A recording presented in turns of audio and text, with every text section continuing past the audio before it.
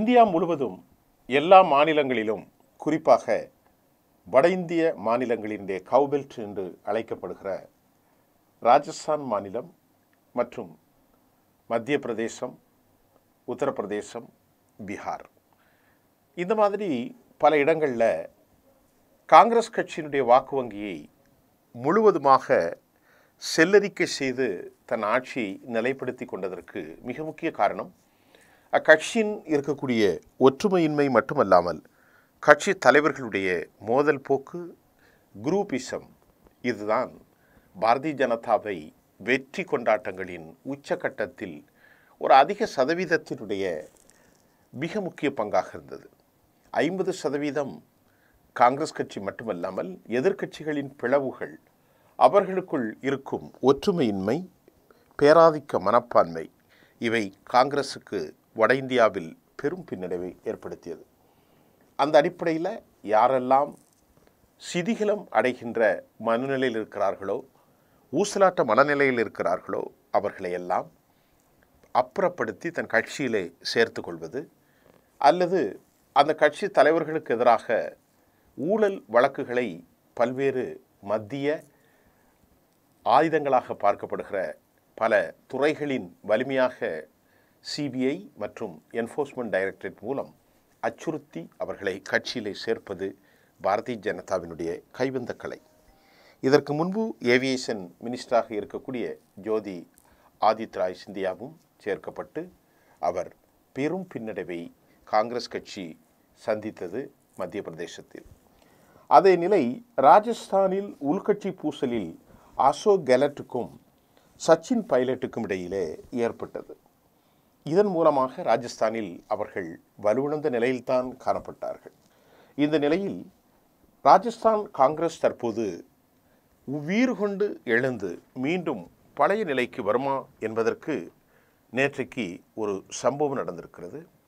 முடிவுக்கு வருகிற Ashok Kellett, pilot ஆகிய சச்சின் பைலட் ஆகியோருடைய சந்திப்பு ராஜஸ்தான் காங்கிரஸில் நீடித்து வந்த இந்த மோதல், நாம் ஏற்கனவே சொன்ன மாதிரி அவர்கள் கட்சிக்கு பின்னடைவுக்கு முற்றுப்புள்ளி வைக்கும் விதமாக அக்கட்சியின் பொதுச் செயலாளர் சச்சின் பைலட் முன்னாள் முதல்வர் அசோக் கெலட்டை சந்தித்து பேசினார்.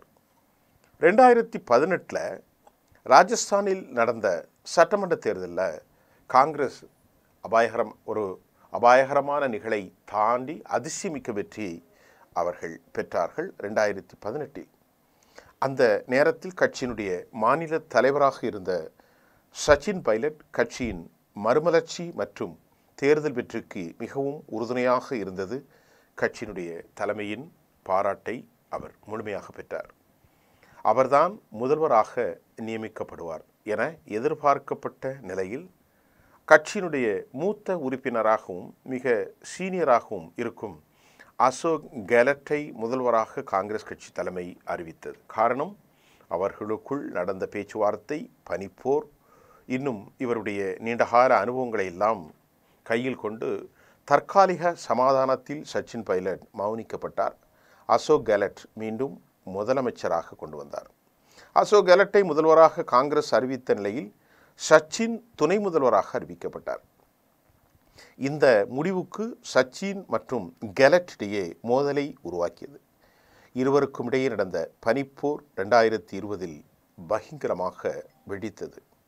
அசோக் கெலட்டின் தலைமைக்கு எதிராக போர்க்கொடியை தூக்கிய சச்சின் இளைய தலைமுறைகளின் வாய்ப்பை திறமையற்ற கெலட் தட்டி பறிக்கிறார் என குற்றம் சாட்டினார். இதுதான் பெரிய பிரச்சனை. ஒரு கட்சிக்குள் இருந்து கொண்டு மூத்த தலைவரை இளையவர் ஒருவர் இளைய தலைமுறைகளின் வாய்ப்பை திறமையற்ற அசோக் கெலட் தட்டி பறிக்கிறார் என்று சொன்னது பெரும் பிரச்சனைகளையும் பிரளயத்தையும் ராஜஸ்தான் காங்கிரஸ் கட்சியில் உருவாக்கியது. அப்போது 18 எம்எல்ஏக்கள் சச்சின் பைலட்டுக்கு ஆதரவு தெரிவித்தார்கள்.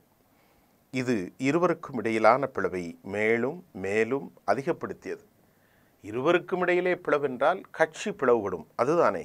இருவரும் பொது நிகழ்ச்சிகளில் ஒன்றாக கூடுவதை தவிர்த்தார்கள்.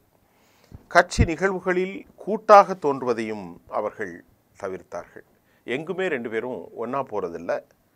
இந்த இரு தரப்பினருக்கும் இடையான மோதல் 2023 நடந்த, அதாவது கடந்த 1.5 ஆண்டுகளுக்கு முன்பு நடந்த தேர்தலில், சட்டசபை தேர்தலில் காங்கிரஸ் தோல்வியை சந்தித்தது. ஒருவருக்கொருவர் குழிபறிப்பது, ஒருவருக்கொருவர் தேர்தல்களிலே சரியாக பணியாற்ற மறுப்பது, ஒவ்வொரு வேட்பாளருக்கும் இந்த வகை இந்த குரூப்பை சார்ந்தவர் என்றும் அடையாளப்படுத்தப்பட்டு திரைமறைவுக்கு பின் நடந்த இந்த கள்ள திட்டங்களின் மூலமாக காங்கிரஸ் கட்சி 2023 சட்டமன்ற தேர்தலில் தோல்வியை சந்தித்தது. இதனையடுத்து இருவரும் தற்போது பகைமையை மறந்து செயல்பட வேண்டும் என காங்கிரஸின் தலைவரும் எம்பியுமான ராகுல் உள்பட பல தரப்பினர் தொடர்ந்து அந்த தோல்விக்கு பின்பு இனி நாளைய வருங்காலத்திற்கு சிக்கலை ஏற்படுத்தும் என்பதால் அவர்கள் தொடர்ந்து வலியுறுத்தி வந்ததையும் நாம் கவனத்தில் கொள்ள வேண்டும்.